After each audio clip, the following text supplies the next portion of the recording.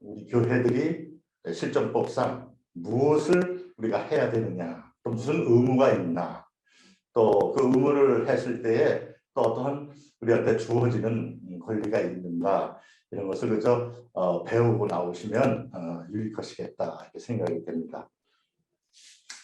그래서 이제 우리 교회를 처음 설립하게 되면, 개척을 하게 되면 무엇을 해야 되느냐, 행정관청에 무엇을 신고를 하고 뭘 어떻게 해야 되느냐, 이것이 가장 궁금합니다. 그런데 이제 첫째로 그 세무서에다가 고유번호증이라는 것을 내야 됩니다.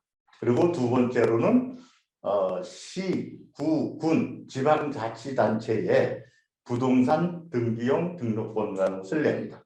그러니까 행정기관에다가 우리가 하는 것은 두 가지다. 네, 두 가지인데 첫 번째 세무서에다가 신고내는 것은 그것은 의무입니다. 반드시 해야 돼요. 왜 그러냐면 고유번호증이 있어야지 그 고유번호증을 가지고 모든 세무 신고를 할 수 있습니다.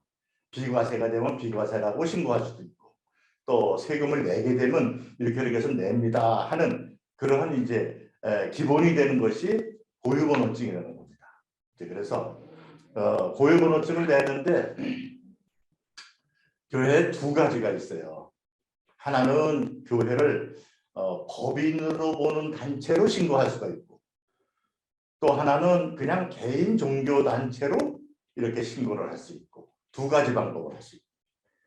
근데 왜 이렇게 두 가지로 하느냐, 이제 그런데 법인으로 보는 단체로 이렇게 세무서에서 고유번호증을 내줄 때에는 그 교회는 어떠한 개인 종교단체가 아니고 개인이 하는 어떤 사익이나 무속인이 하는 것이 아니고 이런 어떠한 규율에 의해서 법인과 같이 운영을 한다.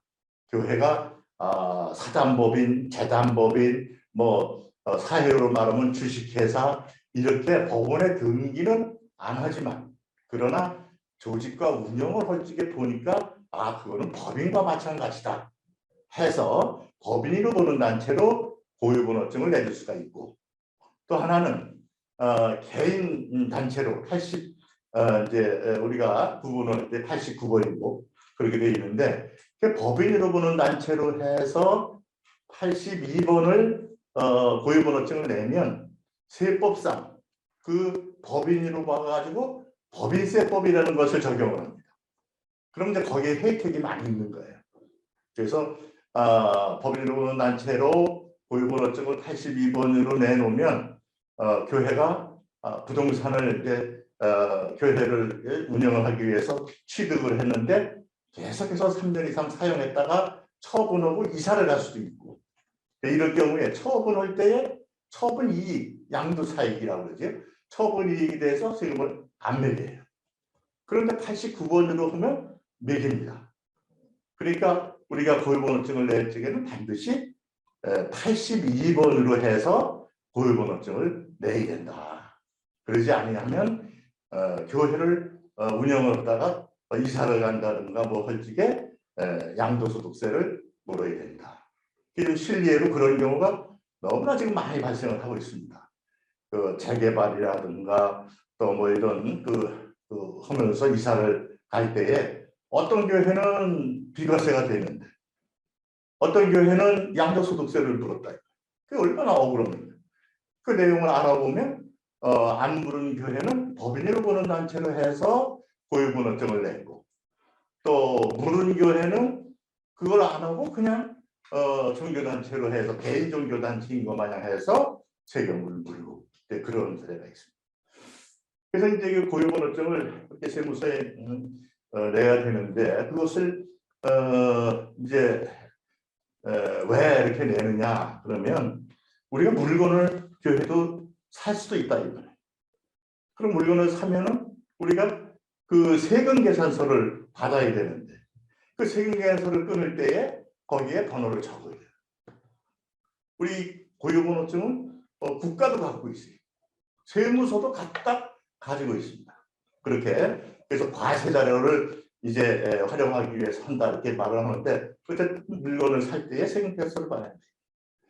또 이제 종교인 소득세를 신고내는 신고할 때도 그 고유번호증 가지고 신고를 낸다. 그래서 이렇게 고유번호증 있는 것은 꼭 있어야 된다. 두 번째로 이제 지방자치단체에 부동산 등기용 등록번호라는 것을 내야 됩니다. 내야 되는데 그건 왜 내느냐면 교회가 이제 처음에 개척을 해서는 자기 교회를 갖지 못하고 임대 교회를 갖게 되고 이제 이렇게 되는데 새로 교회를 부동산을 산다 이거예요. 땅도 사고 또는 뭐 자금이 여유롭지 않으면 상가 건물도 사서 할 수도 있고 아주 작은 부동산이라도 사서 교회를 해야 되는데 그때 교회 명의로 해야 된다. 목사님이나 전도사님 이제 우리 전도사님들이 목사님 되는데 목사님 개인 명의로 하면 그 부동산은 개인 부동산이 되는 거예요. 교회 아무리 교회를 하고 실제로 교회를 쓴다고 하더라도 그것은 개인 부동산으로 세법에서는 법에서는 보게 돼 있다. 그럴 적에는 이게 만약에 처분을 하게 되면 목사님이 그 양도소득세를 물어야 된다. 그러지 않기 위해서 교회 명의로 해야겠다. 교회 명의로 하려고 그러면 교회가 법원에다가 등기한 것도 없고 아무것도 없기 때문에 이제 그 시군구 지방자치단체에 부동산 등기용 등록번호라는 것을 교부받으면 거기에 번호가 쭉 나옵니다. 그러니까 그 번호가 나온 게 우리 개인으로 말하면 주민등록번호와 똑같은 거예요.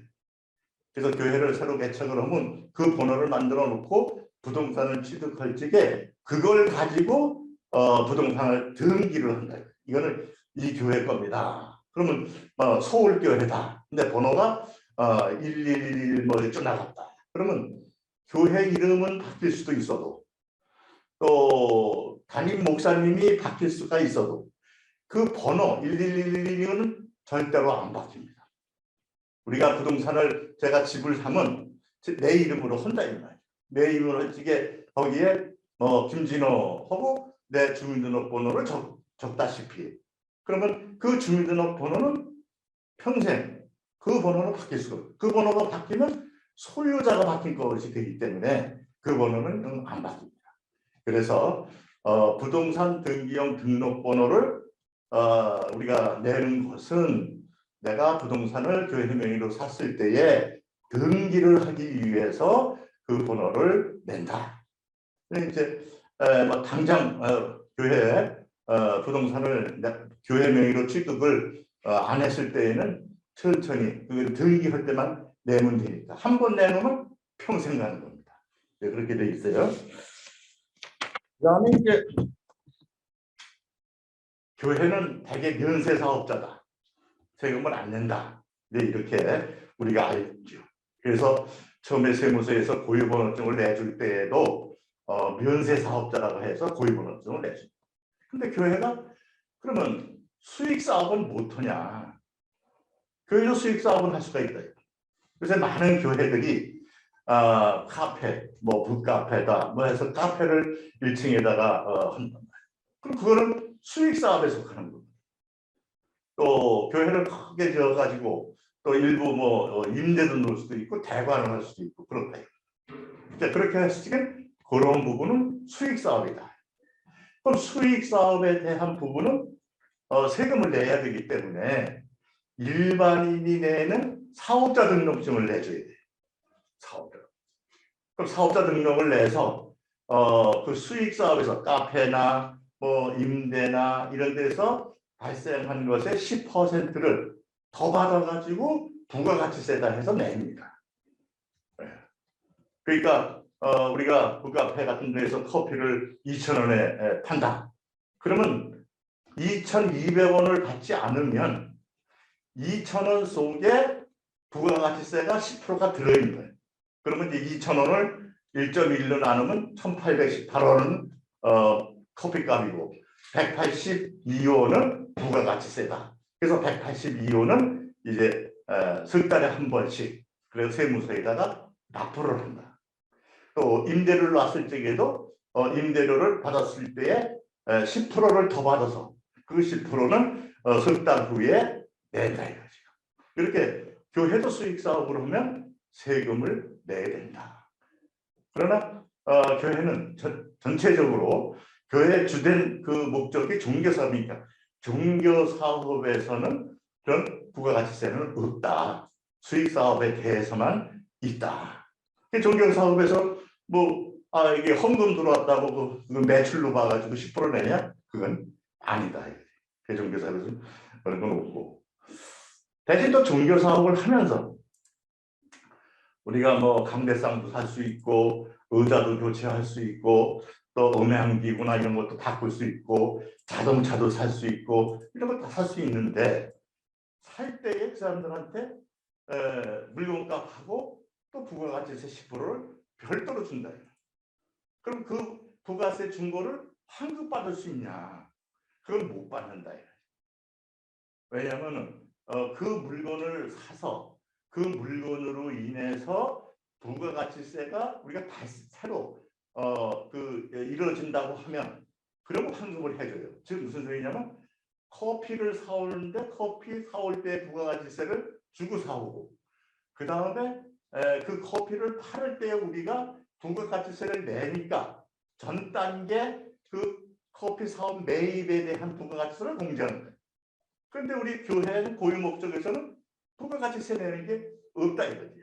없다 보니까 부가가치세를 환급을 못 받는다.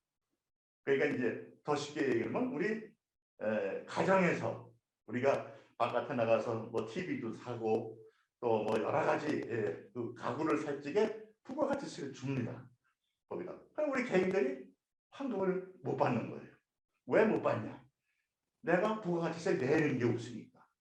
그 마찬가지로 교회도 물건을 사와서 부가가치세를 줬지만 교회가 부가가치세 내는 게 없다 이거예요.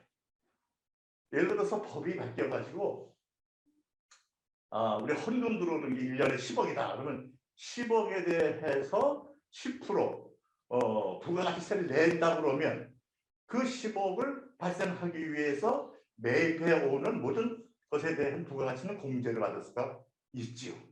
그러나 우리가 교회가 불목적 사업에 대해서는 부가가치세 내는 게 없기 때문에 매입세는 환급받지 못하고 만다. 이렇게 아시면 되겠습니다. 그리고 이제 교회는 지금 우리 수익 사업을 이제 한다고 했었는데 수익 사업에 대해서 커피를 판다든가 임대를 해서 임대 수익이 들어왔다든가 그러면 원가가 있을 거 아니겠어요. 원가를 쭉 빼고 나면 이익금이 있다. 이익금. 그 이익금에 대해서는 세금을 물어야 돼요. 이익금에 대해서 세금을 물어야 되는데 일반 기업하고는 조금 차별을 두어서 다 물리는 게 아니라 50%를 공제하고 세금을 물린다. 그 왜 50%를 공제하고 물리냐? 교회는 세법상 공익법인으로 봅니다. 그러니까 불특정 다수인에게 그런 어떠한 그 공익을 하는 그런 단체이기 때문에 비록 이번에 이익이 얼마가 났어도 그걸 다 매기지를 말고 50%는 5년 이내에 고유 목적에 쓰십시오. 그러면 안 매기겠습니다. 또 교회들이 갖고 있는 예금에 대해서도 우리가 은행에 예금을 해두면 은행에서 이자를 줄 때에 15.4%를 띱니다. 근데 우리는 그 이자가 얼마가 안 되니까 통장에 이렇게 찍히면 그게 내 이자인가 보다 하는데 교회에서는 안 그렇지요. 교회에서는 선교 기금을 마련한다든가 건축 기금을 마련한다든가 하여튼 여러 가지 형태로 예금을 많이 해놓는단 말이에요. 그래서 정기예금이 만기가 됐다든가 이렇게 돼가지고 이자가 들어올 적에 이미 15.4%를 은행에서 띄워가지고 세금을 내는 거예요. 그럼 우리가 논리적으로 그 이자를 들어와서 교회 고유 목적에 쓰는데 아니 다 썼는데 아니 그걸 갖다가 세금이라는 것은 쓰고 남았을 적에 물리는 거지. 이자를 줄 적에 몽땅 15.4%를 물려버린다. 그건 잘못된 것이다. 그래서 은행의 예금에 대한 이자 15.4%는 신청을 하면 환급이 됩니다. 근데 이제 우리 교회들이 그렇게 교육도 하고 이렇게 안내를 해도 잘 안 해.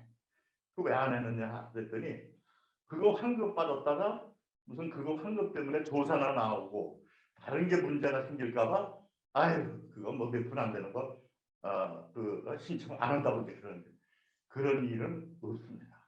법에 엄연히 은행 이자에 대해서는 100% 도로 환급을 한 것을 내줘라 내주고 그 이자는 5년 이내에 써라 이렇게 되어 있다.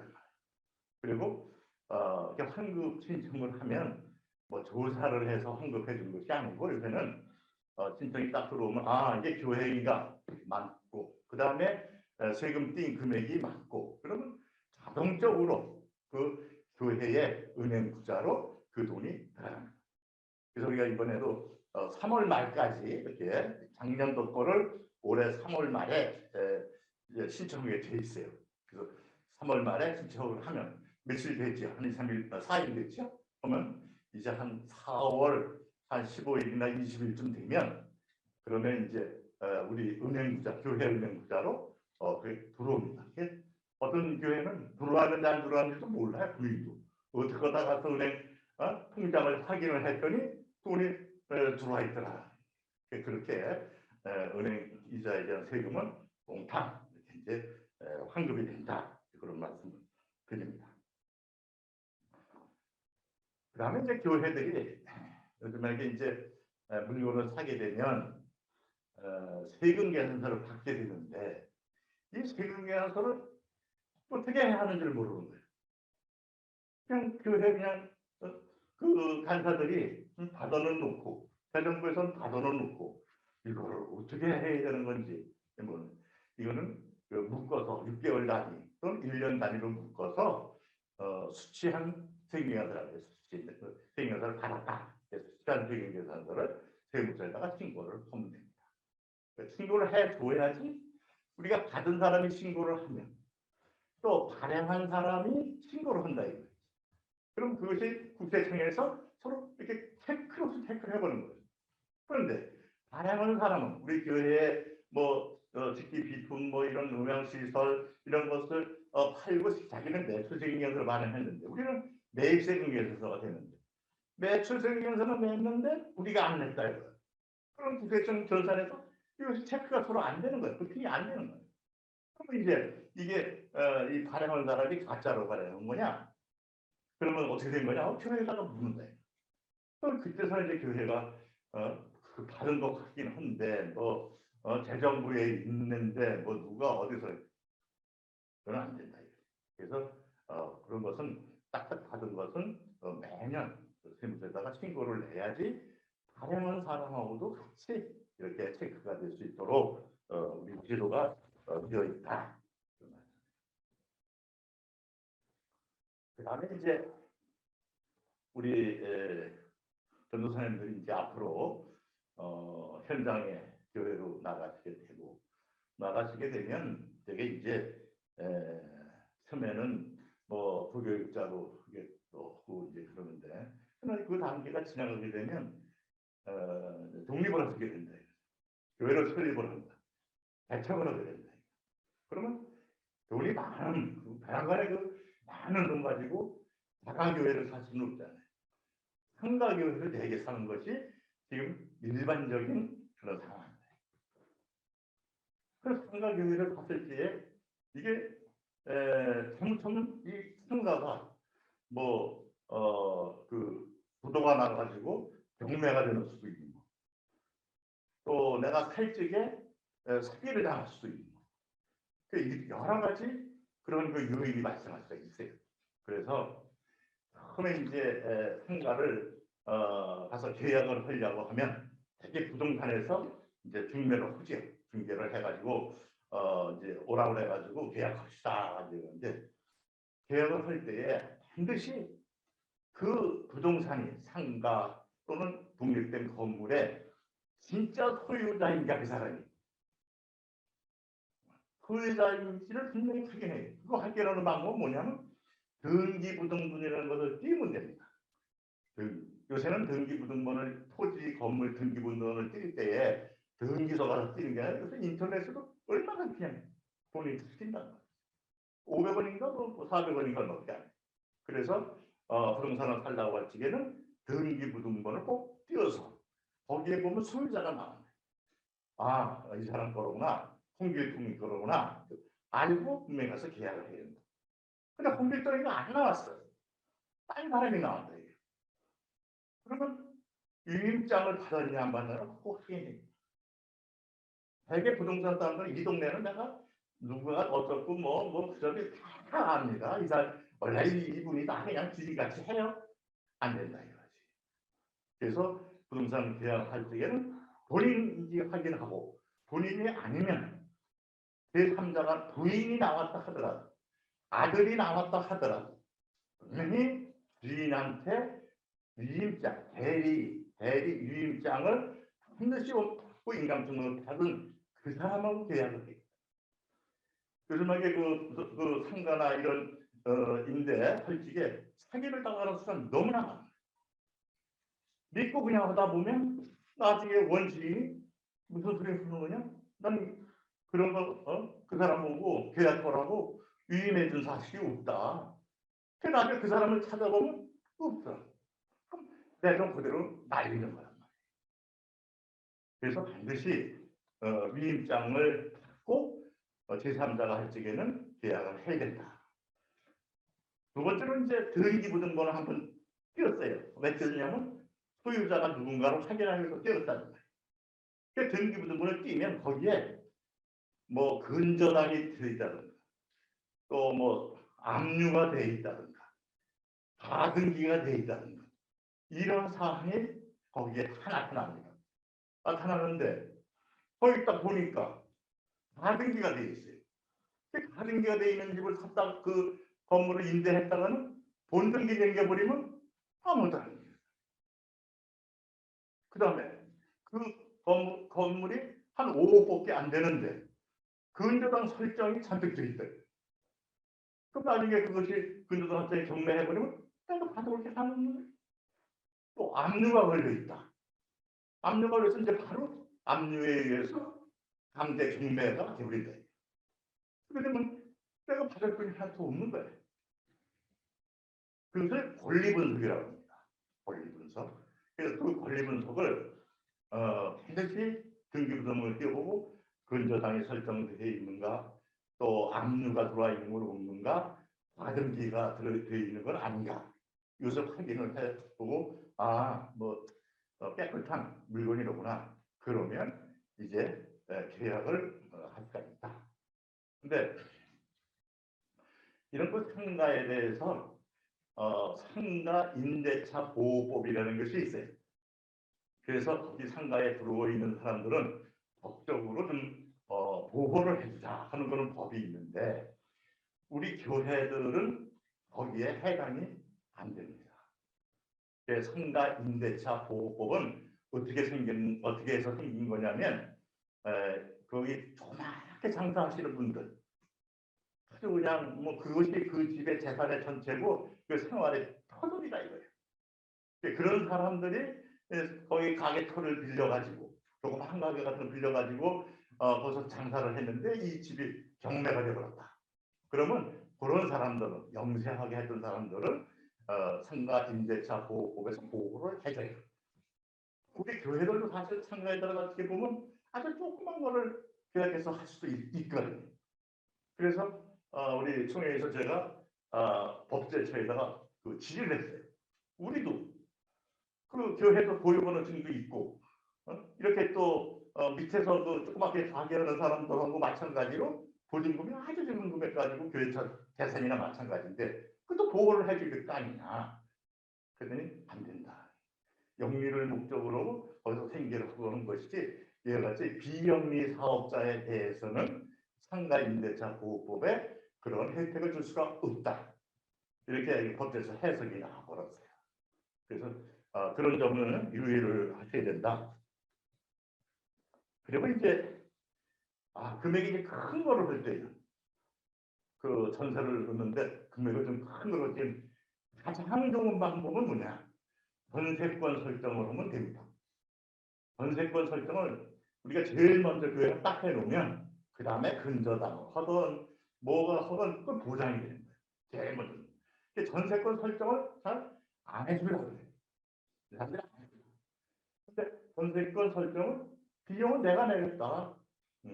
너무 이 금액이 크기 때문에 나중에 무슨 일이 생겼을 적에 보호를 받기 위해서는 전세권 설정을 좀 해주시오. 그러면 뭐 해주는 사람들도 있어요.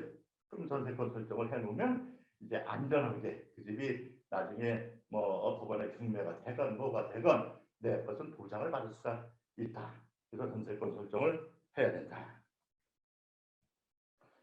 그다음에 이거는 이제 지금까지는 그 재산권 보호를 위해서 하는 것이고 정상적으로 이제 그 상가를 이렇게 얻었는데 그 전세가 3천만 원이요. 월세가 한 달에 300만 원이요. 일단 말이에요. 근데 한 달쯤 들어가서 제가 전세 월세를 주려고 그랬더니 30만 원을 내버려요. 아니 아까 그때 얘기를 300만 원이라고 했는데 왜 30만 원을 더 달라고 그러냐. 내가 교회에다가 돈 받으면서 세금 계산서를 끊어줘야 된다. 세금 계산서를 끊어서 그러니까 30만 원을 더 받아가지고 내가 30만 원을 부가가치세를 내야 됩니다. 그러니까 교회가 30만 원을 내세요. 억울한 거야. 300만 원이만 알고 들어갔는데. 그럼 그때 얘기를 했어야 될 거 아니냐. 왜 이제 와서 얘기를 하냐. 다퉈도 소용은 없습니다. 결과적으로 나중에 그 부가가치세는 물건값 이외의 10%이기 때문에 앞으로 줘야 된다. 그런 걸 판결이에요. 그래서 아무리 작은 상가를 갖다가 계약을 한다 하더라도 그러면 임대료가 얼마 거기다가 부가세 포함 또는 별도 이 얘기를 꼭 그 적어서 임대계약을 해야 된다.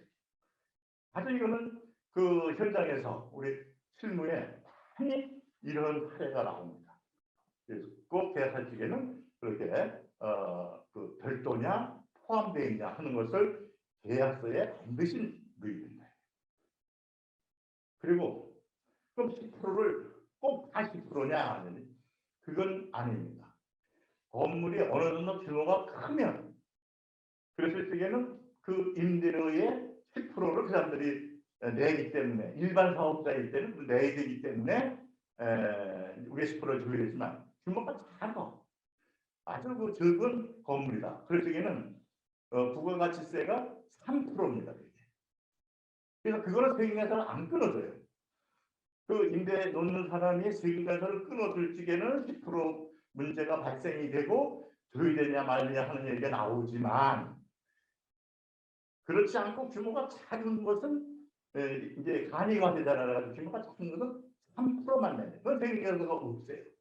그 같은 경우 이제 자기네가 일반 과세자가 아니고 세금계산서를 안 끊을 경우에는 3%를 달라. 달래는데 나는 3%를 달래나 이렇게 이제 교회마다 다를 수가 있는데 그것은 임대 놓는 사람의 규모가 일반 사업자냐 아니면 작은 간이가세자냐에 따라서 이렇게 부가가치세를 우리가 3%를 줄 것이냐 10%를 줄 것이냐 이렇게 구분이 된다. 그래서 그렇다 하더라도 부가가치세가 포함이냐 아니냐 하는 것을 반드시 보답하고 두는 것이 계약서에서 두는 것이 나중에 분쟁의 요소를 없애는 것이다. 이렇게 하시면 되고요. 그 다음에 이제 상가 건물로 이제 얻는 경우는 대개 교회를 이제 하기 위해서 선교 사업을 해서 얻는 것이고 처음에 이제 개척을 하면 이제 목사님들이 돼가지고 목사 그 사택을 또 구해요. 사택을 구하는데 이 사택도 역시 그 주택 임대차 보호법이라는 것이 있어요. 있는데 그 얘기를 조금 뒤에 하고 이것도 역시 그 사택을 전세를 얻으려고 하면 반드시 그 등기부등본을 띄워서 아까 얘기했던 대로 본인 여부 확인하고, 그 다음에 대리인이 나왔을 적에는 유임장을 반드시 인감증명 첨부한 인정 받고, 그렇게 해서 그 계약을 해야 된다. 그리고 그다음에 이제 우리 주택임대차 보호법에 보면 뭐 시군 구 따라서 얼마만큼에 대해서는 보호를 받게 되는데, 이 교회에서 이 계약할 적에 상당히 그 혼란이 옵니다. 이 사택을 목사님이 이제 사시게 되는데, 목사님 개인 명의로 이거를 계약을 해야 되냐, 아니면 교회 명의로 해야 되느냐. 이게 실무적으로 지금도 이것이 꼭 좋다, 나쁘다 이렇게 얘기하기가 상당히 어려워요. 왜 어려우냐면, 이제 목사님 개인 명의로 그 주택을 계약을 하면 그거는 주택임대차 보호법에 그 적용을 받습니다. 근데 그 적용받는 게 전액을 다 받는 것은 아니고 이제 금액 따로 이렇게 이제 되어 있는데, 교회 명의로 하게 되면 주택임대차 보호법은 적용을 못 받는다. 그리고 또 그 목사님 개인 명의로 주택을 그 계약을 했다.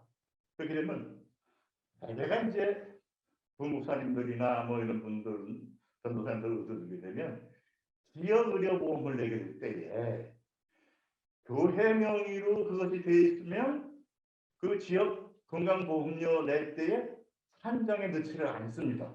내 재산이 아니니까. 그런데 이것을 목사님 개인 명의로 그럼 하게 되면 보험료 계산할 적에 이 재산가액이 올라간다. 전세가 어느 전세가액을 얼마로 쳐가지고 환산 보험료 계산해서 보험료가 좀 나오는 그런 또 폐단이 있다. 그런 것이 있습니다.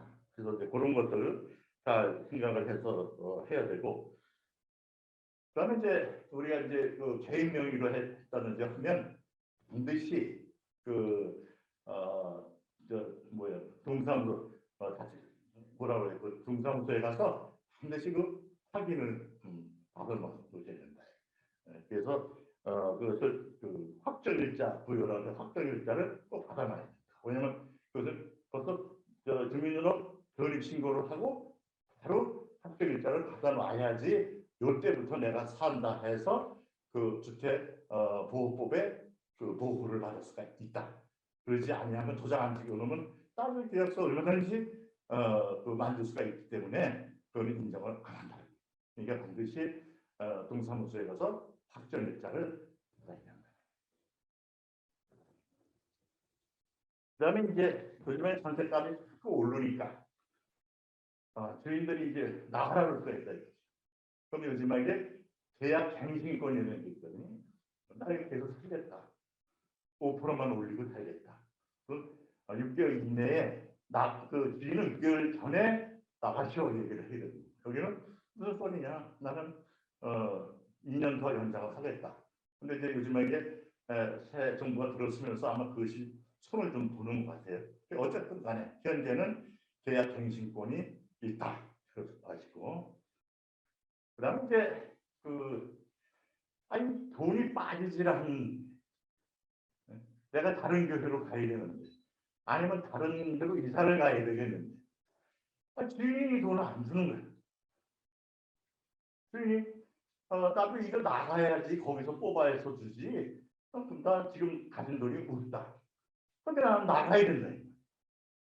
나가버리게 되면 이 돈 받기가 어렵잖아요. 그래서 거기 앉아 있어야, 그 집에 사회가 있어야지 그 돈을 받기가 쉬운데 나가기가 어렵더라고요. 그럴 때는 어떻게 되냐? 그럴 때는 임차권 등기 명령이라는 게 있어요. 그러니까 내가 임차한 금액을 등기를 해버리는 거죠.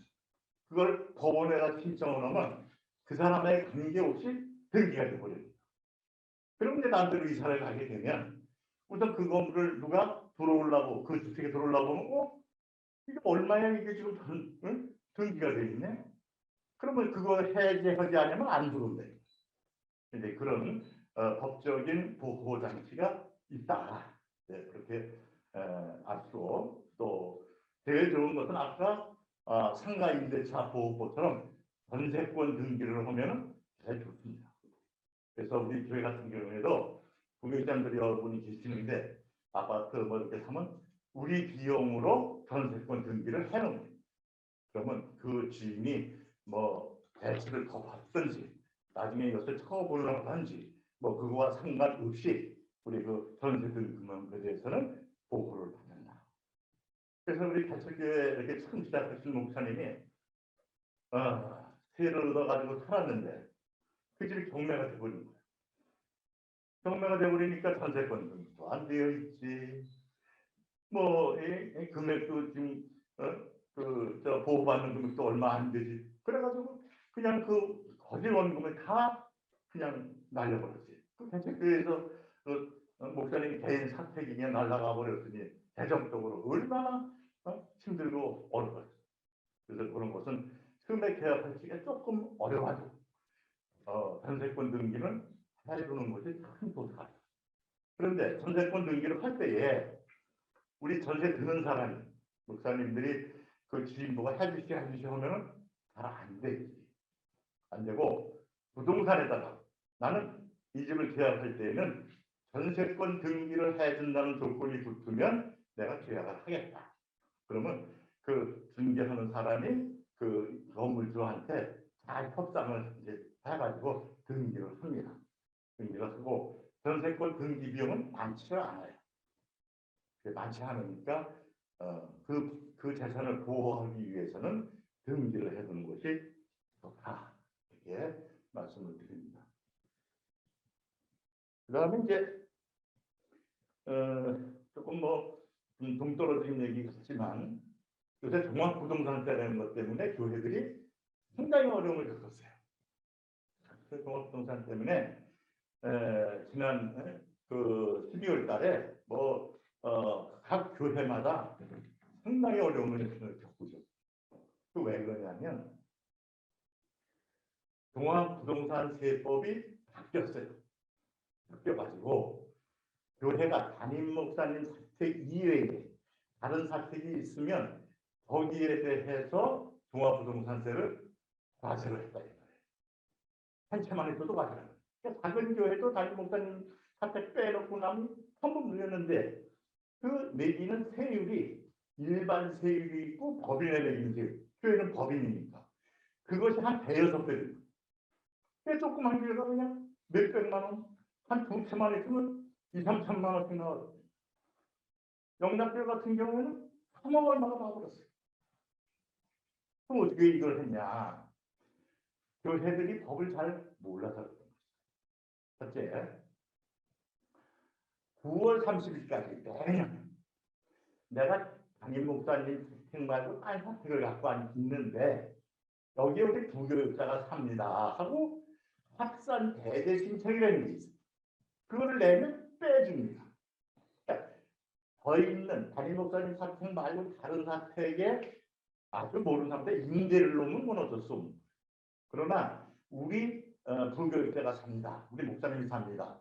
또는 전도사님이 삽니다 하고 이 합산 배제 신청하는 건 빼준다. 태기가 교회들이 사택을 갖고 있으면 교육자들이 살지 임대 놓는 경우는 아주 그렇게 드물어요. 이건 다 빠질 수 있는 걸 9월 30일 매년 9월 30일까지 그거를 제출을 안 해서 세금이 나왔던 것이다. 그리고 올해 한 번 신고를 냈는데 그 사는 사택에 사는 사람이 변동이 없었다. 김전도사님이 계속 계시다 하면 신고 안 해도 돼요. 변동이 됐을 적에는 그거를 변동됐다고 신고를 다시 하면 됩니다. 그럼 빠질 수가 있는 거예요. 그 다음에 이제 이게 뭐 담임 목사님 사택은 빼졌고 또 부교육자님들이 사시는 것도 다 빠졌는데 임대 놓는 것이 있었다. 임대. 근데 이건 뺄 수가 없다. 이게 뺄 수가 없는데 가만히 있으면 일반 그 법인들한테 매기는 세율로 세금을 매긴다. 이게. 근데 우리 종교단체는 법인으로 보지만 법인 중에 공익법인으로 봐가지고 세율이 한 대여섯 배 그거다. 그거를 신청을 해야 돼요. 그러니까 두 가지 신청을 매년 9월 말까지 합산 배제 신청과 우리를 일반 영리기업 같이 매기지를 말고 우리는 이렇게 일반 세율 배제 신청을 좀 해주세요. 적용 신청을 해주세요 하고 신청을 하면 매기더라도 세율이 아주 낮은 세율로 종합부동산세를 과세를 한다. 이렇게 말씀을 드렸습니다. 그리고 그 박빈 과세법에 대해서 변호사님들이 어떻게 참고하고 이걸 사용해서 이렇게 적용을 할 수 있을지 대해서도 이야기를 해주시면 그러니까 이제 지금 말씀드린 대로 매년 9월 말까지 법이 이렇게 개정이 됐기 때문에 합산 배제 신청이라는 걸 내고 또 9월 30일까지 우리를 일반 세율 적용을 해주세요. 그런 신청을 하게 되면 배제가 되면 아예 싹 빠져버리니까 예비역 것도 없고 그 다음에 일반 세율로 매기게 되면 그 영리기업 매기는 것보다도 뭐 한 6분의 1로 확 줄어든다. 그렇게 법이 지금 되어 있다. 근데 지금 새 정부에서 이 종합부동산세에 대한 얘기가 자꾸 거론이 돼요. 재산세와 이것이 중복이 되고 있다. 그래서 종합부동산세도 매년 6월 1일 기준으로 해서 그 집에 담임 목사님이 살고 있냐, 그 집에 부교육자가 살고 있냐, 그 집에 뭐 전세를 아주 못하는 이걸 6월 1일 기준으로 따진다. 그래서 6월 1일 기준해서 9월 30일 날 그런 신고를 하라는 말씀이고, 그 다음에 재산세도 매년 6월 1일 현재로 그걸 기준이야. 6월 1일 현재 고유 목적에 지금 쓰고 있냐, 고유 목적에 쓰고 있지 않냐, 그에 따라서 재산세를 과세하는 거예요. 그러니까 과세하는 시점도 똑같고, 근데 방법만 좀 달라서 종합부동산세와 재산세로 이원화되어 있는데 이것을 좀 합쳐서 어떻게 좋은 그런 법령을 좀 만들어야 되지 않냐 하는 것이 요즘에 이게 언론을 보면 드러나고 있더라고요. 이제 그거는 이제 새로 이렇게 개정이 되면 또 이제 개정된 대로 교육을 이제 받으시면 되지요. 그렇게 종합부동산세는 되어 있다. 그런 말씀을 드립니다. 그 다음에 이제 정말 그 우리 앞으로 전도사님들이 이제 목사님으로 또 현재도 교회에서 전도사님으로 사역도를 하고 계시는데 세금이 이제 작년 2018년부터 시행이 됐단 말이에요.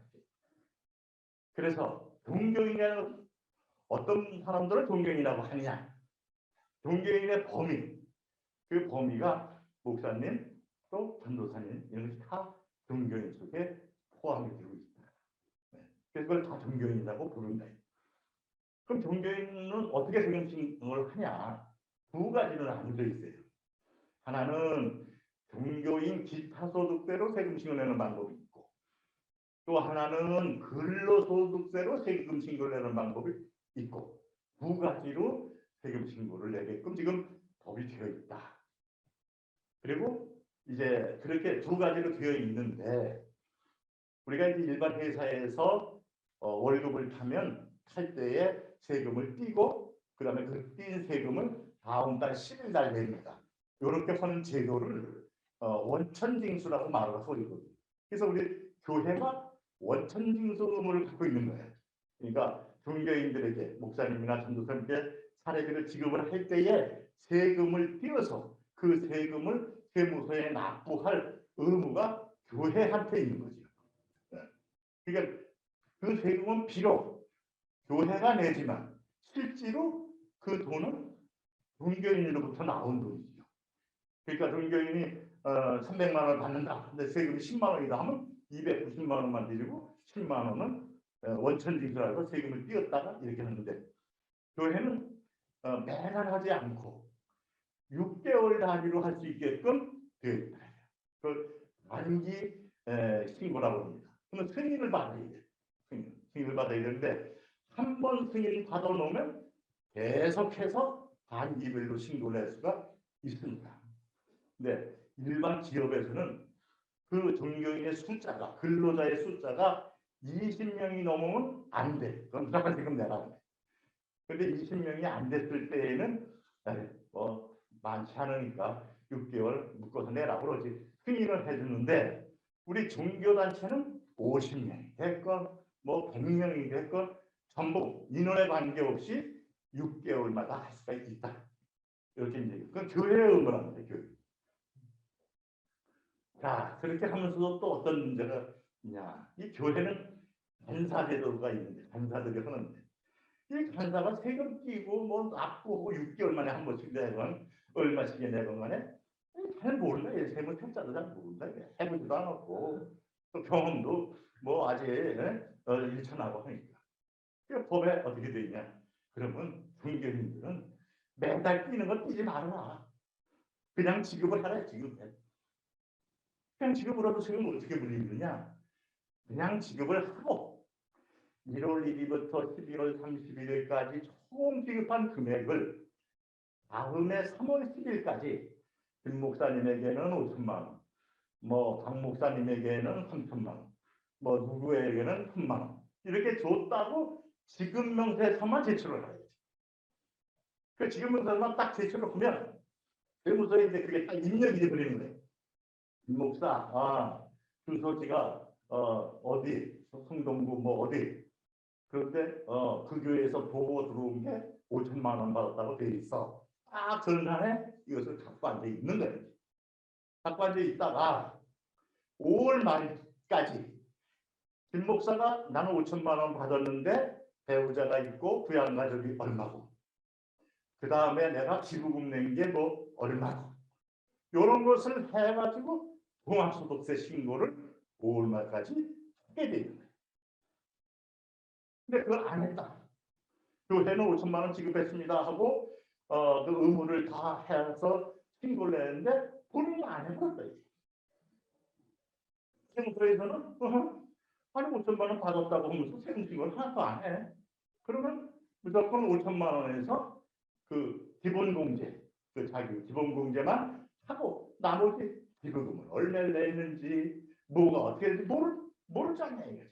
본인이 신고하니까 하나도 공제를 받지 못하고 그 다음에 무신고 가산세까지 첨부해서 보고지서를 내버렸어요. 그러니까 종교인들은 이제 그렇게 무조건 지급명세서에서 5월달에 하면 본인이 신고를 하는데 이제 말은 본인이 신고한다고 하지만 본인이 신고한 것이 아니고 간사들이 대신 해주지. 또 간사가 못하면 이제 세무대리인한테 의뢰를 하죠. 의뢰를 할 때 우리 교회가 3월 10일까지 종교인들이 10분이 있었는데 이분들한테 얼마씩 각각 얼마씩 지급을 했습니다. 이분 주소는 뭡니다. 이분은 또 부양가족이 누구 해서 있습니다. 그 다음에 종교인들도 지급금을 낸다. 지급금 낸 것은 뭐가 있습니다. 또 뭐 연금 지급한 것이 뭐가 얼마가 있습니다. 이런 것을 전부 해서 세무대리한테 주면 그 사람이 해서 신고를 하게 된다. 그런데 그 우리 종교인 소득세에 대한 체계가 되어 있는데 우리 이제 그 필요경비라는 걸 빼줍니다. 5천만 원이다. 그러면 5천만 원에서 공제를 해주는데 뭐 5천만 원 중에서 뭐 얼마까지는 뭐 80%를 빼주고 얼마까지는 얼마를 빼주고 이렇게 공제를 한 나머지 가지고 계산을 해요. 나머지 계산하는데 그 나머지 계산해서 세금 내는 게 불과 얼마 되지 않아. 근로소득 되지 않는데 이게 이제 그 건강보험료가 요새 문제입니다. 건강보험. 이렇게 종교인 기타 소득세를 해서 이제 세금 신고를 하면 그것이 기업으로 넘어가 기업 의료보험공단으로 넘어가요. 그럼 작년까지는 이분이 아무 소득이 없었다. 그래가지고 이분이 그 아들이나 딸한 부양가족으로 있어가지고 보험료가 안 냈었어요. 안 냈었는데 이제 종교인 과세가 생김으로써 이게 넘어가니까 자녀들 부양가족에서 빠지고 본인이 내야 하는 문제가 생깁니다. 그 금액이 사실 적지 않아요. 부교육자님들도 마찬가지였어요. 그 목사님들도 예전에 그저 아버지가 지금 뭐 경제 활동을 하고 아버지 부양가족으로 있을 수도 있었고 뭐 이렇게 해서 부양가족으로 들어갔었는데 이 종교의 소득세가 생김으로 인해 가지고 이게 자료가 통보되다 보니까 보험료를 내게 됩니다. 그래서 그 보험료가 상당한 부담을 느낀다. 근데 보험료도 또 두 가지가 있어요. 어떤 보험료가 있냐면 직장 가입자가 있고 지금 지역 가입자가 있는 거예요. 근데 종교인 소득세로 신고를 내면 이것이 전부 다 지역 가입자로 넘어가게 됩니다. 그런데 근로소득세로 신고를 할 수 있다고 했단 말이죠. 그리고 종교인들은 종교인 기타 소득세로 낼 수 있고 근로소득세로 신고할 수 있었다. 이렇게 말씀을 드렸어요. 그다음 근로소득으로 신고내겠다. 근로소득으로 신고내게 되면 교회의 직장 가입자가 됩니다. 그러면 그 건강보험료를 교회에서 납부를 해줘야 돼요. 납부하는데 그 보험료율이 드럽지를 않은 거예요. 많은 거예요. 그래서 어느 이제 부교육자님들은 그래도 국민연금이나 또 건강보험료나 직장에서 내겠다. 그러면 반은 부담해 주는 거 아니냐 교회가. 그리고 나머지 반만 내가 내는 거 아니냐. 그러니까 나는 그 직장에서 하고 지역에서 하면 몽땅 내가 개인적으로 물어야 되는 거 아니냐. 건강보험료 같은 경우는 9%인데 교회가 4.5% 내고 내가 4.5% 내는데 나중에 그것이 다 나한테 돌아오는 것이니까 굳이 나는 종교인 소득세로 안 하고 그러고 나는 근로소득세로 신고를 내겠다 하시는 분들이 종종 있어요. 근데 있는데 그렇게 됐을 적에는 그 부담률이 엄청 크다. 왜냐하면 직장 가입자가 되면 매달 사례비에 9%씩 국민연금을 내야 되고 그 다음에 사례비에 6.999 아마 올해 6.99인가 그렇게 되고 그걸 내야 된다. 그럼 그것만 해도 15% 정도 되잖아요. 그거에서 15% 되는 것을 반반씩 내는데 저는 이제 장로 입장에서 그거예요. 아무리 많은 교회가 물어준다 하더라도 종교인들이 가처분 소득이 줄어들지 않냐 그거만. 그러니까 그 사례비를 올려서 그래서 그것을 부담할 수 있게끔 해드려야 된다. 이렇게 얘기를 하는데 결과적으로 그렇게 되니까 교회의 재정 부담이 늘어나는 거죠. 늘어나는 거죠. 차라리 그렇게 할 바에는 지역에서 내게 하고 지역에서 내는 금액이 적으니까 그거를 교회가 100% 물어주든지 반만 물어든지 하면 그 절세가 좀 되지 않냐. 근데 이 부분도 보험공단하고 지금 상당히 논란을 많이 받고 있습니다. 세법상 체계는 기타 소득으로 해서 신고내면 그 소득이 지역으로 통보가 돼서 지역에서 지역 의료보험을 넣는다고 하지만 사실적으로 보면 근로자와 똑같이 매달 드리는 거 아닙니까? 세법에서만 그렇게 만들어 놨지 실제로 근로자와 마찬가지로 매달 사례비를 받으니까 직장 가입자로 가입을 하십시오. 그건 지금 공단에서는 압박을 합니다. 또 실제로 그렇게 해서 과세를 한 적이 있어요. 그래서 이제 우리가 가서 세법의 체계를 얘기를 하고 우리 또 총회 헌법이나 이런 데 보면 우리 1년에 한 번씩 임시무사 이렇게 돼 있잖아요. 그러니까 이렇게 고정이 아니다. 이렇게 해서 지금 급한 그런 것은 컸어요. 끄긴 껐지만 그 공단에서 얘기하는 논리가 그게 틀리진 않았다. 그래서 앞으로는 이것도 정비가 돼야 된다. 그래서 세금 신고내는 방법은 종교인 소득세로 내건 근로소득세로 내건 그 보험은 직장 가입자를 해서 하는 것이 맞겠다 하는 생각은 개인적으로는 갖고 있습니다. 그러면 이제 우리 종교인들을 그렇게 종교인 소득세를 내게 하고 또 근로소득세를 내게 하고 그렇게 법을 만들어놨냐? 그게 되는 것은 우리 종교단체에서 자꾸 정부에다가 건의한 거예요. 제일 처음에 이 법을 만들 때 왜 그렇게 건의했냐면 근로장려금을 주는 제도가 있어요. 이제 그것까지 이제 연달아서 같이 설명해요. 근로장려금을 지급을 하는데 근로장려금 지급 대상자가 근로소득자였거든요.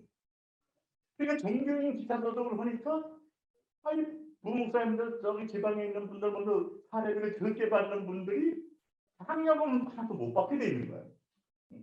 그러니까 우리는 그 매달 받고 그러는데 왜 종교인 기타 소득세라는 걸 만들어 가지고 왜 그걸 갖다가 장려금을 못 받게 하느냐?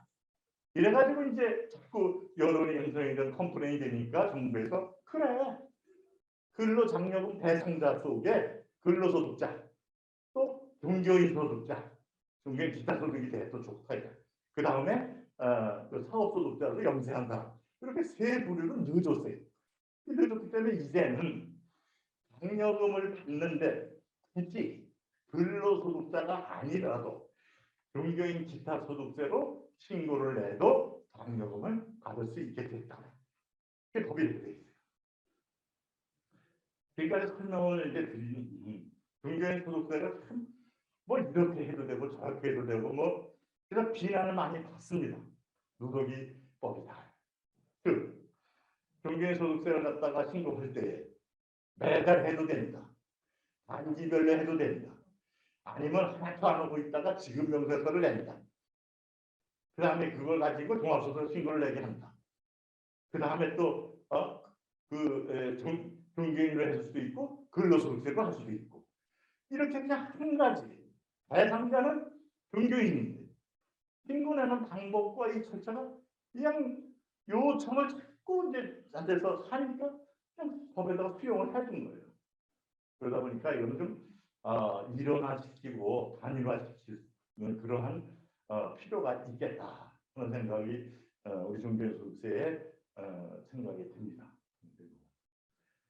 그 다음에 이제 우리 교회에서 발생하는 소득은 우리 종교인들이 받는 종교인 소득세가 있고 그 다음에 이제 우리 직원들을 간사나 사무장 무슨 뭐 관리 집사님 그 사람들은 근로소득자예요. 근로소득자. 그 다음에 이제 또 교회에서 돈 받는 사람이 어떤 사람이 있냐면 지휘반주가 있어요. 지휘반주자. 근데 지휘반주자는 그거는 사업소득으로 봅니다. 우리 전도사님들 중에 예를 들어서 어느 교회에 뭐 전전임이나 또는 요새 우리가 말하는 파트나 이런 게 있을 수 있고 또 내가 전도사 신분이지만 내가 어디 지휘하고 어디 반주도 하고 올 수가 있었다 이거야. 그러면 내가 전도사니까 지휘나 반주자도 종교인 소득이냐? 그건 아니다 이거야. 그건 아니고 사업소득자로 본다. 그럼 그 전문가들도 아니 지휘 반주자가 그게 사업소득이냐? 그냥 거기서 뭐 근로계약도 안 돼 있는 것이고 일시적으로 이러는 거니까 기타소득 아니냐? 이렇게 이제 생각하는 경우가 있는데 이런 경우는 그것은 사업소득으로 봅니다. 왜? 지휘반주 하시는 분들이 한 교회만 고정되어 있는 게 아니고 일부는 어느 교회, 3부는 어느 교회, 또 주중에는 합창단, 또 주중에는 대학 교수, 가르치는 교수로, 뭐 또 여러 가지 학원, 음악학원 이렇게 여러 가지 자기 휴대폰 프리랜서다 이게 프리랜서는 사업소득자다. 그래서 사업소득으로 세금을 띄는 것이다. 그러면 이제 우리 이제 전도사님들이나 목사님들이 자기네 교회에서 받는 소득만 종교인 기타 소득이라고 말합니다. 이 목사님이 타교회에 가서 부흥회를 했다. 타교회 헌신 예배를 드렸다. 그럴 때 받는 소득은 기타 소득입니다. 그냥 기타 소득. 그러니까 자기 교회에서 받는 자기가 사례비로 받는 그거는 종교인 기타 소득이고 다른 교회에서 받는 것은 기타 소득이다. 그래서 다른 교회에서는 목사님한테 드릴 때에 세금을 원상진수 기타 소득으로 세금을 띄어서 목사님께 드리는 것이 맞다. 그러면 그 목사님은 자기 교회에서 1년 동안 나온 그러한 그 종교인 기타 소득과 내가 다른 데에서 받은 것과 합쳐서 5월 달에 종합소득세를 신고내는 것입니다. 네. 그렇게 이해가지고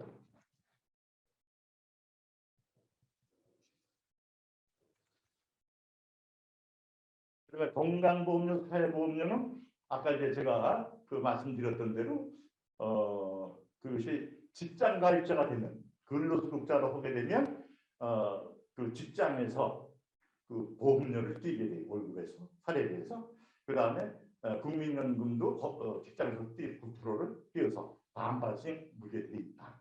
그게 돼 있고 그 다음에 종교인 기타 소득으로 하게 되면 지역에 가서 지역에서 넘어온 기타 소득을 가지고 계산을 하는데 그때 계산하는 방법은 기타 종교인 기타 소득으로 얼마를 보셨네 그거고 그 집이 지금 명의가 이렇게 되네 집값이 얼마시네 자동차를 타시는데 자동차가 몇 cc에 가격이 얼마 되시네 이렇게 그걸 다 더해서 또 전세를 살면 전세 보증금이 얼마시네 다 더해서 환산 가격을 만들어 가지고 거기다가 보험료를 과세합니다. 그래서 아까 사택을 교회 명의로 하는 게 좋냐 내 개인 명의로 하는 게 좋냐 개인 명의로 했을 적에는 아까 얘기한 대로 그 보험료 내는데 합산이 되는 거예요. 교회 명의로 했을 적에는 합산은 안 되는데 주택보호법에 적용을 받지는 못하게 되는 거 그런 장단점이 있다. 이런 말씀드립니다. 그 다음에 이제 기부금 영수증 우리 전도사님들도 소득이 있으면 기부금 영수증을 받게 돼요. 기부금 영수증 헌금 낸 것 한 것이다.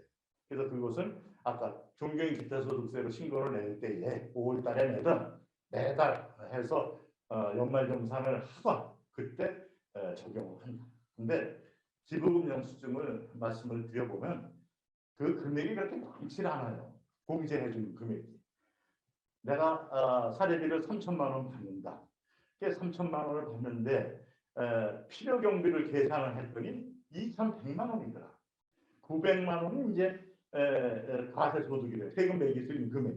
거기에 10% 90만 원. 90만 원만 인정을 해요. 그러니까 아무리 헌금을 많이 냈다 하더라도 90만 원만 인정해요. 90만 원은 15%. 15%니까 14만 5천 원.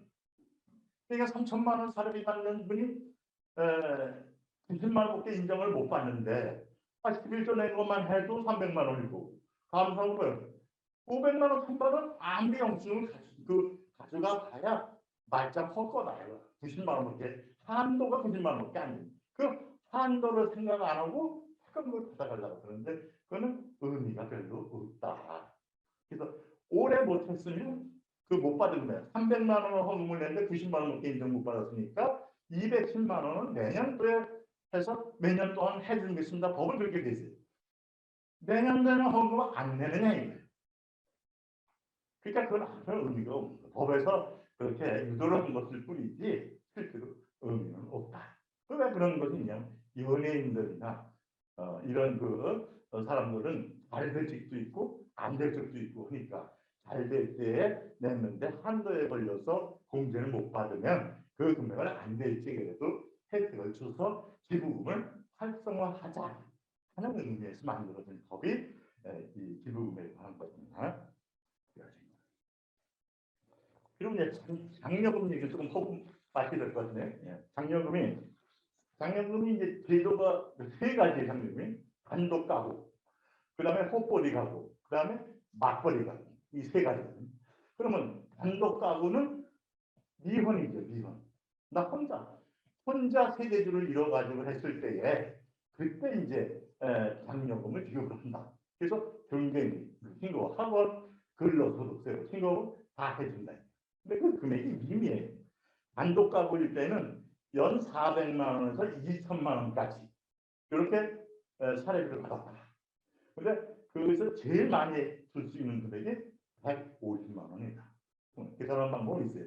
그래서 이렇게 됩니다. 그 다음에 호벌이 가구. 호벌이 가구를 결혼을 한 거야. 결혼을 했는데 한 사람만 돈을 벌고 한 사람은 안 벌어. 한 사람은 직장을 갖고 있고 한 사람은 학교를 다니죠. 이럴 때에 혼자 번 것이 그것을 이제 계산을 해서 연 700만 원에서 3천만 원 그 사이에 해당이 되면 그러면 장려금을 260만 원까지 준다. 이렇게 되어 있고. 그 다음에 맞벌이 가구는 둘이 같이 번다. 같이 버는데 그것이 2개 큰 것을 다 넣으니까 800만 원에서 3,600만 원 사이에 풀리더라. 이럴 적에는 최고 300만 원까지 이게 두개 돼 있다. 그래서 우리 종교인 그 소득자가 그럼 이걸 받으려면 어떻게 해야 되느냐? 5월 말일 종합소득세 신고를 낸 그것을 근거로 해서 이것을 저 장려금을 신청을 해야 됩니다. 종합소득세 신고를 안 하면 뭐 얼마 벌었는지 뭐 암만 뭐 저거 해도 신고라는 게 없잖아요. 얼마 버냐? 그래서 종합소득세 신고한 근거로 5월 30일까지 신청을 하면 이것을 장려금을 준다. 그래서 9월 말까지 자네 계산해서 헛벌이에 해당이 되면 헛벌이고 그 다음에 뭐 단독 가구 있으면 단독 가구로 해서 준다. 그렇게 법이 지금 되어 있고 일반 근로소득으로 신고낸 사람은 이것을 3번에 나눠서 줍니다. 금액을 3번에 다 똑같이 주는 게 아니라 계산을 한 것을 3토막 나눠서 준다. 그런데 우리 종교인으로 신고낸 것은 나눠서 못 받게 지금 부분 안 돼 있어요. 근로소득자로 신고한 경우에는 이렇게 3번에 나눠서 받을 수 있도록 이렇게 되어 있다. 그다음에 자녀장려금이라는 게 자녀장려금이라는 것도 전 재산이 그 가구가 갖고 있는 재산이 2억 미만이고 부부 합산 연 4년이니까 헛벌이는 해당이 안 되는 거죠. 헛벌이는 미혼이니까. 아니, 단독 가구는 안 되는 거죠. 단독 가구는 안 되고 이제 결혼하신 분으로서 연간 둘이 합산한 것이 4천만 원 미만이고 재산이 2억 미만이고 이럴 적에는 자녀 1인당 70만 원입니다. 그 다음에 우리 기초생활지원금을 받는 경우가 있어요. 기초생활지원금을 받는데 소득 인정이 이제 중소득으로서 이렇게 이제 정부에서 했는데 그 기준을 다 보니까 캐릭터 생계비를 어떻게 보고 있냐면 2021년도 1인 가구가 109만 원 소득. 그 다음에 5인 가구는 약 한 350만 원 정도, 345만 4천 원 정도로 이렇게 보고 있다. 그렇게 돼서 이제 이렇게 그 기초 생활지원금 받으면 그 종류가 생계급여, 의료급여, 뭐 주거급여, 교육급여, 실세 미만 뭐 이렇게 구분을 해서 돈을 지급을 합니다. 근데 뭐 우리 여기 전도사님들은 되게 단독 가구이기 때문에 여기는 해당이 되지를 않는 것 같아요. 그다음에 교회도 이제는 무슨 공익법인이기 때문에 너 재산이 얼마냐, 예금이 얼마냐, 헌금 들어온 게 총 얼마냐 이런 공익법인 실현재산 보고라는 것도 법이 만들어져요. 이 법이 만들어진 지가 한 15년, 20년 되는데 아직까지 교회들이 그걸 신경 안 했어요. 근데 요즘에 이제 자꾸 사회에 그 단체에서 우리 공익법인들이 돈을 뭐 어떻게 썼냐, 많이 그 문제가 되지 않았어요. 그래서 교회도 이거를 철저하게 내게끔 작년부터 이렇게 그 과제 과정에서 계속 지금 권장하고 이제 안 하면 가산세 매긴 나오고 가산세 매긴 규정이 있어요. 근데 아직까지는 안 매겼어요. 안 매겼는데 어느 세무서에서 어느 직원이 간크게 한번 매겼다.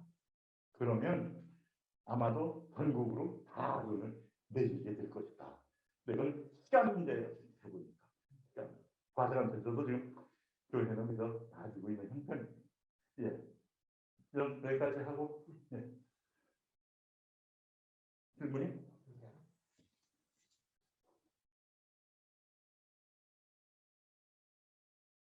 몇 번? 네, 지금부터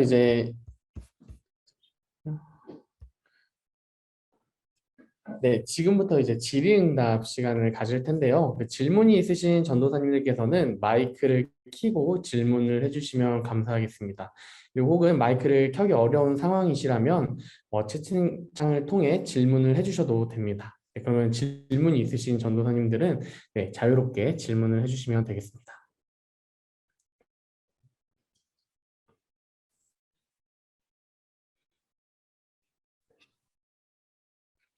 네, 2학년 지금 네.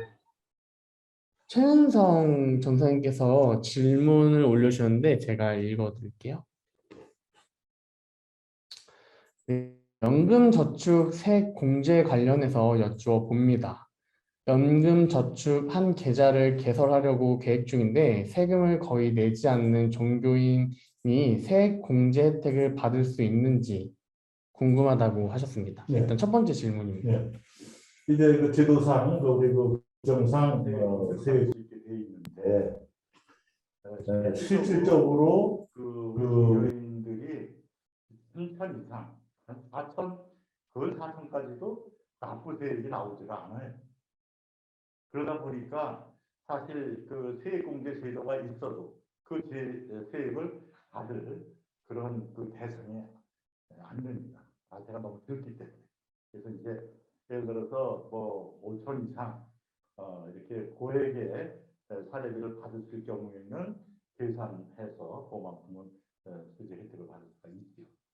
그런데 현실적으로 그 이하는 우리가 네. 그 다음으로 소득에서 연말정산 세액 공제를 받지 못해 공제액을 종합소득세 신고 시 낸 해외 주식 양도소득세나 증권거래 시 낸 증권거래소를 연말정산에 공제받을 수 있는지 네. 질문하셨습니다. 그러니까 이제 해외 주식이나 또 국내 주식 또 뭐 양도 해당이 되는 경우에는 그 세목이 다릅니다. 우리 종교인 기타 소득세하고 양도 소득세하고는 다릅니다.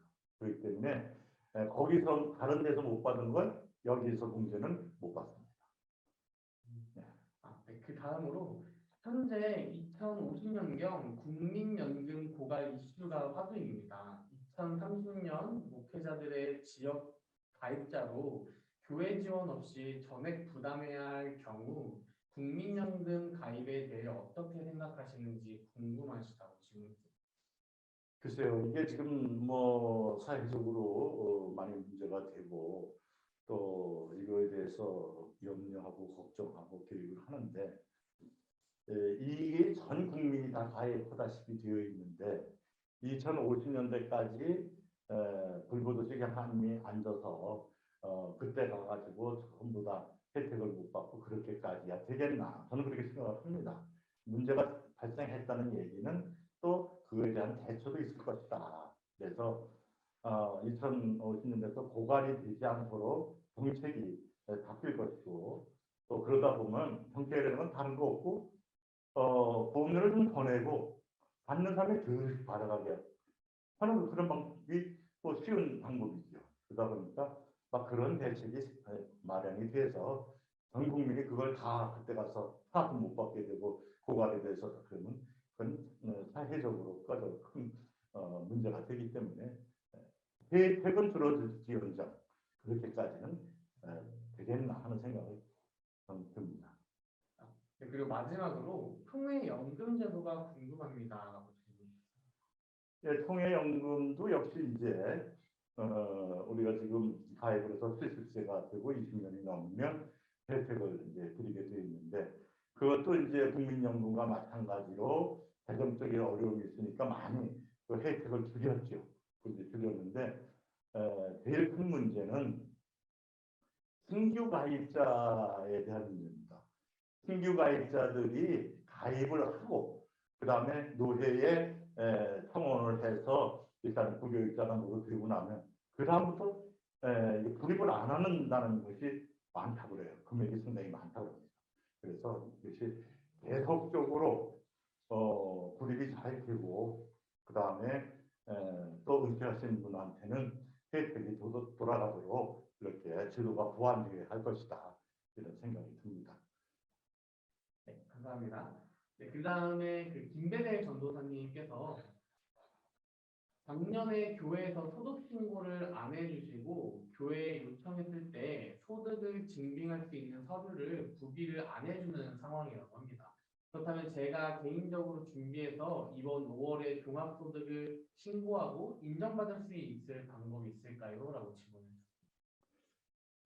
제도가 지금 그 종교인과세 제도가 아까 말씀드렸던 대로 원천 징수를 매달 하든지 반기를 하든지 그렇게 해서 연말정산을 하든지 아니면 돈을 신고를 하나도 안 하고 있다가 3월 10일 날 1년치 얼마 지급을 했습니다. 보고를 하든지 그 근거로 해서 종합소득 신고를 내야 되는데 그 의무를 교회가 전혀 하질 않았다.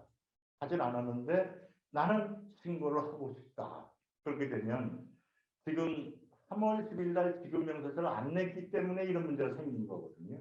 그러면 3월 10일 날 지급 명세서를 그 상당한 그러한 그 증빙을 갖춰서 본인이 신고를 하면 됩니다. 신고를 하면 되는데 그 시행부터 2년까지는 지급 명세서를 그런 식으로 안 내도 가산세를 안 물렸는데 이제 그렇게 하면 교회로 가산세가 적용이 됩니다. 왜 교회가 그거를 안 내서 본인이 이렇게 해가지고 신고를 하게 만드느냐. 그래서 가산세가 교회로 나옵니다. 네. 감사합니다.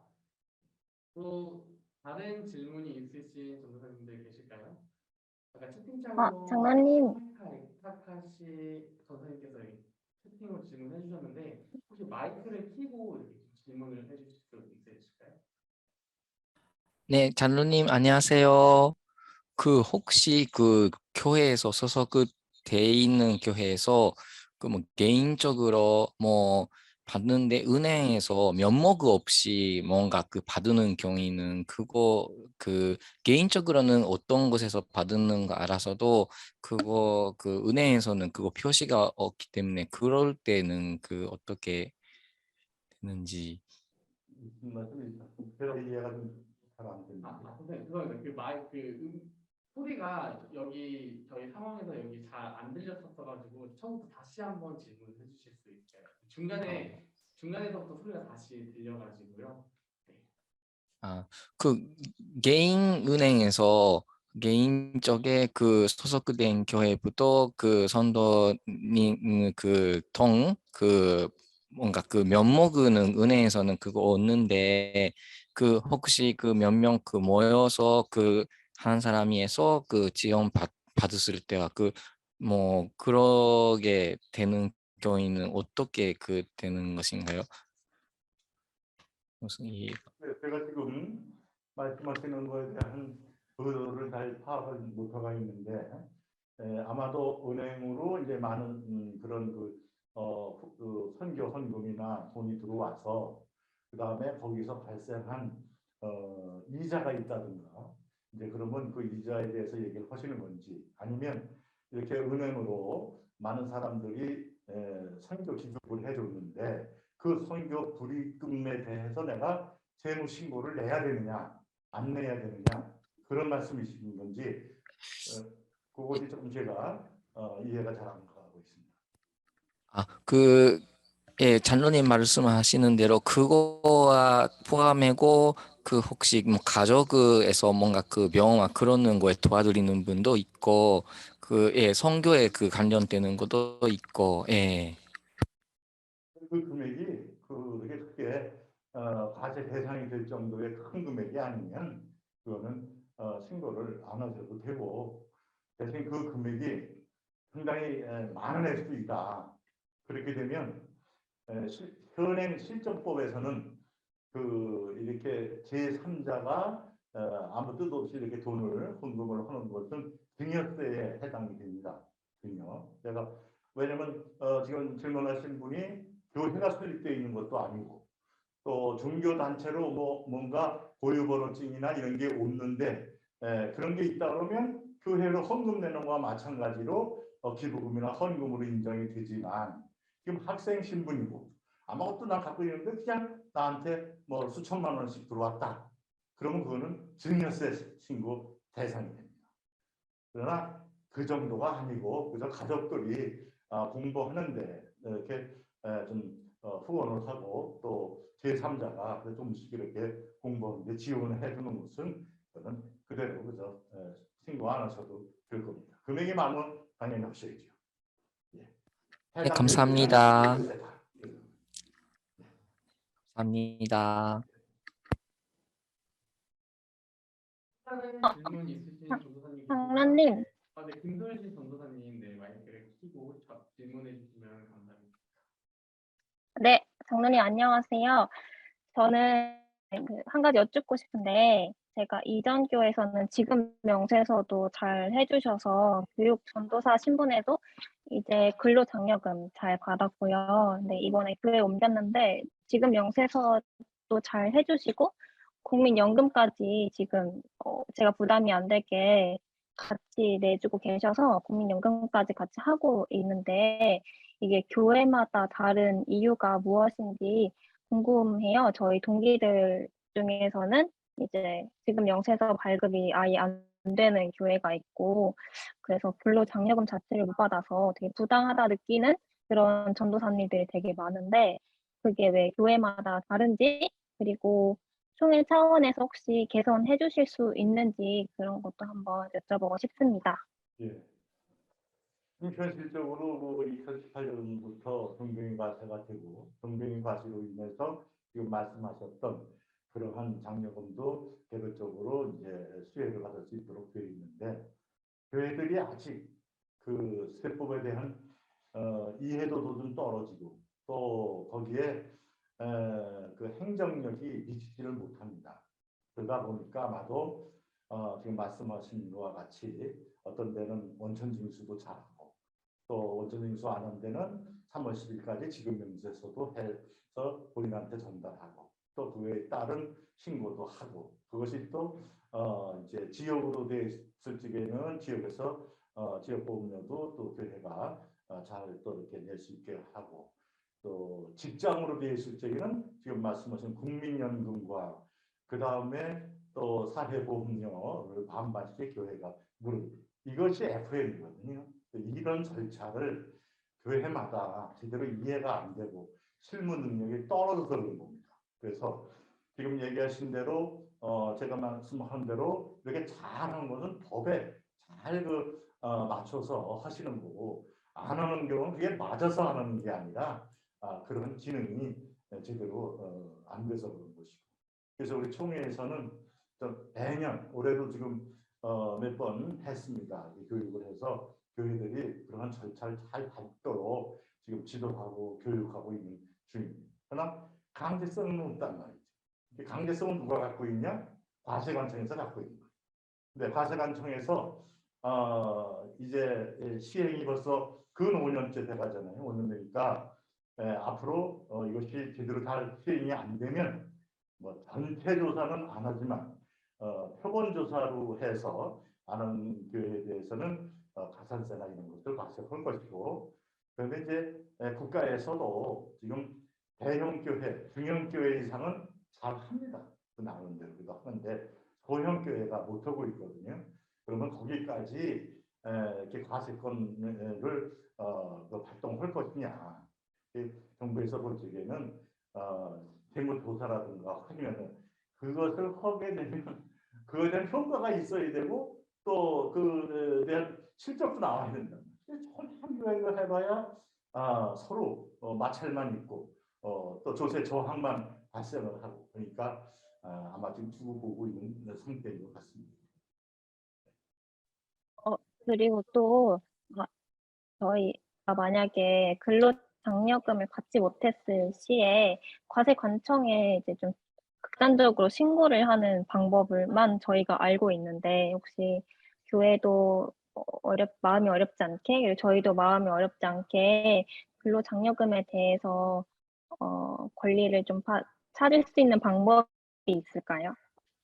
네, 그것은 지금 이제 세법에는 5월 31일까지 신고를 하고 그다음에 5월 31일까지 장려금 신청을 하게 되어 있는데 잊어먹었다 또 그걸 놓쳤다 시간 그러면 이후라도 또 신청을 하면 그 기간에 따라서 100%는 안 주고 10%씩 감해서 지급을 합니다. 그러니까 혹시 5월 31일까지 근로장려금 신청을 놓쳤을 경우에는 그 이후라도 신청을 하면 됩니다.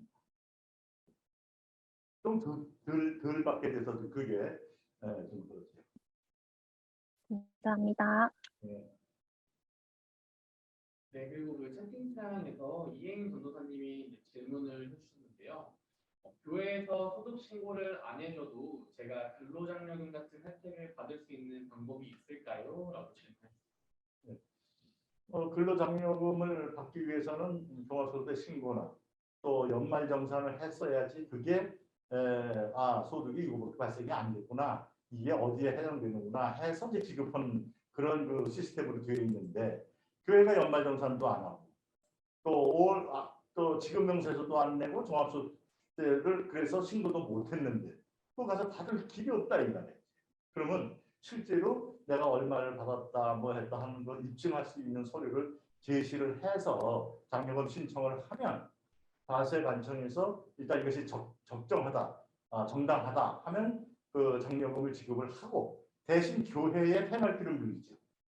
왜 당신이 이거를 교회가 왜 이런 의무를 안 해가지고 이렇게 장려금이 나갔다. 근데 장려금 나간 게 문제가 아니라 교회가 해야 할 의무가 안 된다. 안 된 것에 대한 페널티를, 가산세를 물립니다. 장로님, 다음으로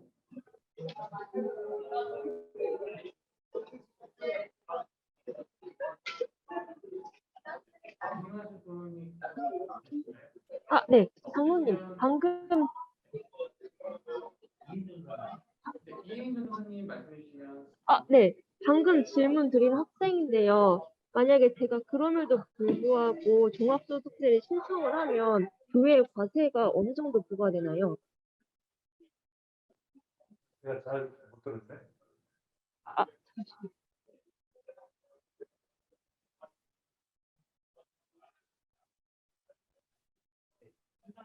스피커를 좀 올려주시고. 네, 그 말씀하신 교회에 붙는 페널티가 네. 어느 정도인지 모르는 거예요. 뭐그 종류에 따라 다르긴 해요. 그래서 한 2% 정도 될 겁니다. 1%나 2%.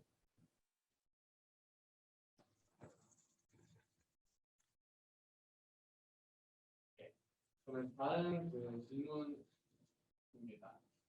조진영 전도사님께서 매달 300에서 500만 원 정도의 선교 후원금을 제 통장으로 받아서 외국에 사역하고 계시는 분께 해외 통장으로 이제 보내드리고 있는 상황인데, 혹시 이 부분에 대해 본인이 불이익을 받거나 신고해야 할 부분이 있는지 궁금하다고 질문했습니다.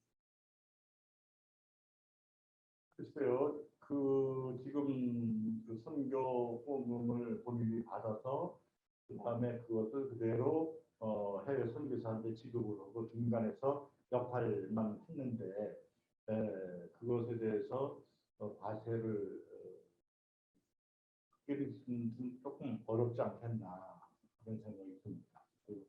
무역의 과세가 된다고 하면 매달 300만 원씩 받으면 연간 3,600만 원인데, 동일인한테 그렇게 계속 받았다고 그러면 그 돈을 선교비로 쓰건 뭘로 쓰건, 쓴 거는 문제이고 본인이 받았으니까 증여세에 해당이 된다, 이렇게 볼 수가 있고요. 그 다음에 억울하다, 나는 이걸 받아서 다 선교비로 나갔지 내가 소득이 된 것이 없다, 이렇게 주장을 한다 하더라도 내가 종교단체로 등록이 됐고 그런 그 고유번호증이나 이런 것을 갖고 있다고 하면 우리가 헌금 받아서 헌금을 선교비로 썼다고 하는 교회와 같은 그런 의미를 주장할 수가 있지만, 나는 아무것도 배에 있는 건 없고 학생의 신분만 가지고 돈을 그렇게 연간 본인으로부터 3천만 원씩 받은 것이 과세관청으로부터 자료가 확보가 된다면 증여세로 과세할 때는 할 말이 없을 것 같습니다.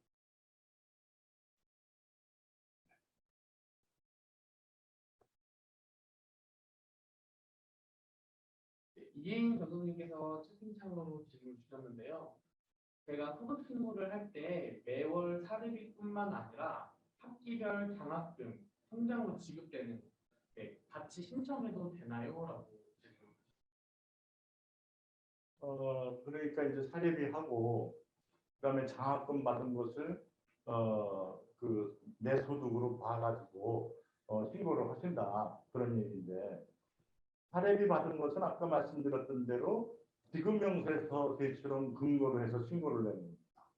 그리고 장학금은 별개로 아무런 자료 없이 자기가 임의로 집어넣어서 신고를 하겠다, 그런 뜻인데 굳이 그렇게 할 필요는 제가 봐서는 없다고 봅니다. 그리고 이제 우리 종교인 소득 중에 본인의 장학금을 교회로부터 받은 것은 비과세 소득입니다. 그러니까 그 부분은 굳이 기타 소득으로 합산할 필요는 없겠다 이렇게 봅니다.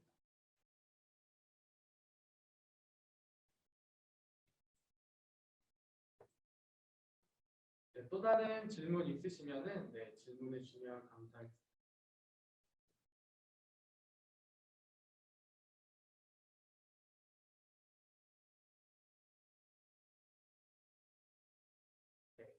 질문이 따로 없으시면 이렇게 세미나를 마쳐도 될까요?